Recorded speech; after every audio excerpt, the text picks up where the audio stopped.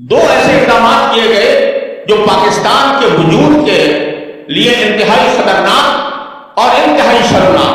ایک یہ کہ کچھ دن پہلے پارلیمنٹ کی طرف سے اسلام آباد میں 4 ہوٹلوں کو شراب بیچنے کی اجازت دی. اللہ تعالیٰ نے پاکستان کو شراب سے بچایا تھا, شراب کے قانونی استعمال سے بچایا تھا. میں یہ نہیں کہتا کہ پاکستان بننے کے بعد شراب بند ہو گئی تھی, پھر بھی لوگ خلوت میں چوری چھپے شراب پیتے تھے.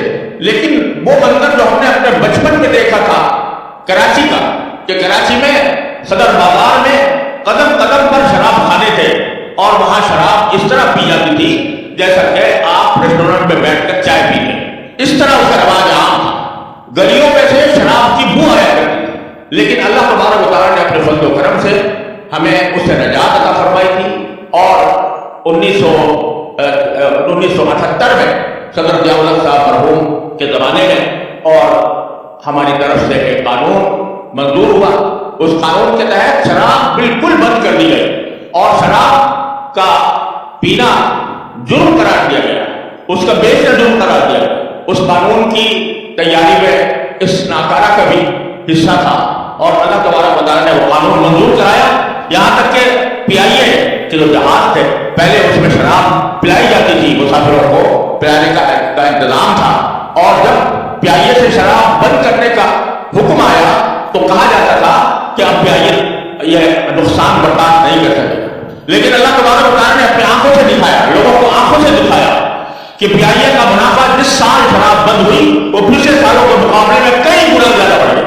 اور اللہ تبارک و تعالیٰ نے اس قانون کو الحمدللہ اس طرح کامیاب بھی فرمایا. چوری چھپے پھر بھی چوری چھپے قانون کے خلاف ہر جگہ کام ہوتا ہے, لیکن یہاں بھی ہوتا رہا. لیکن قانون کے سائے میں شراب کی خرید و فروخت اور اس کے پینے کا معاملہ الحمدللہ حل ہو چکا تھا. اب یہ آزادی کے دن سے چند دن پہلے پارلیمنٹ میں یہ بل منظور کیا گیا کہ 4 ہوٹلوں کو, بڑے ہوٹلوں کو شراب فروخت کرنے کی اجازت دی جائے گی, بلکہ دے دی گئی. یہ انتہائی شرمناک فیصلہ ہے جو حکومت نے کیا, اور افسوس ہے کہ یوم آزادی سے چند دن پہلے کر کے یوم آزادی کی خوشیوں کو منتقل کر دیا. اور دوسرا فیصلہ, اسلام آباد کی ایک مسجد کو گرایا گیا.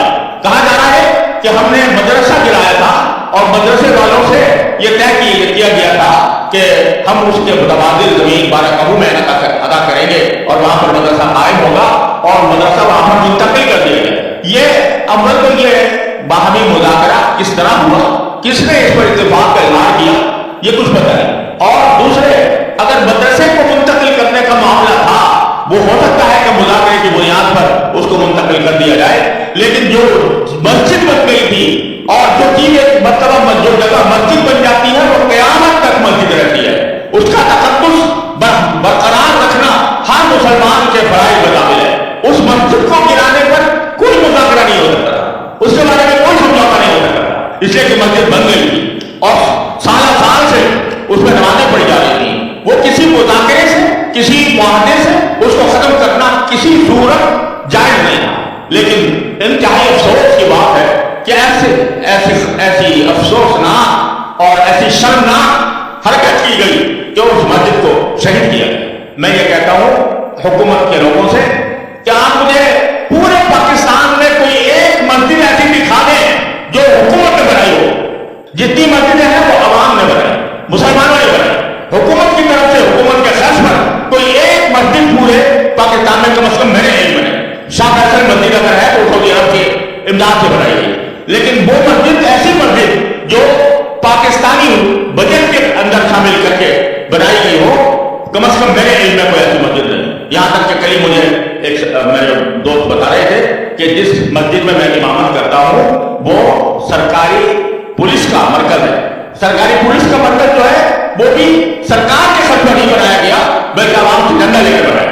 تو وہ اسلامی ریاست جس کا سب سے بڑا موٹو یہ ہونا چاہیے تھا الذین مکناہم فی الارض اقاموا الصلاۃ, کہ جن کو ہم زمین میں اقتدار دے تو وہ سب سے پہلے نماز قائم کرتے.